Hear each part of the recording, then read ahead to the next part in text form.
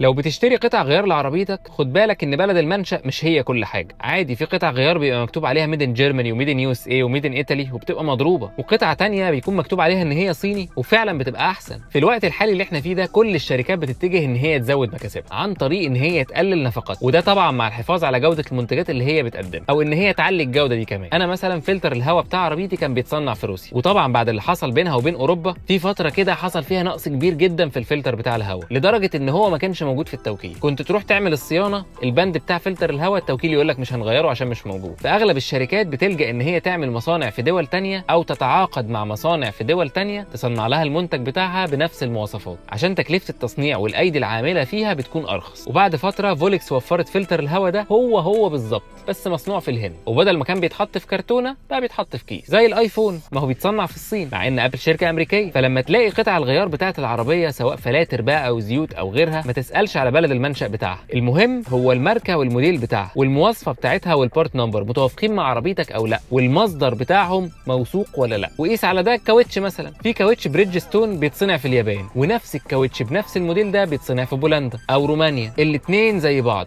والاثنين نفس المواصفات، ومش بعيد نفس المكنه اللي شغاله في اليابان هي اللي شغاله في بولندا. وقيس على ده كل قطع الغيار اللي موجوده. فبلاش تهتم ببلد الصناعه، المهم هو الماركه والموديل.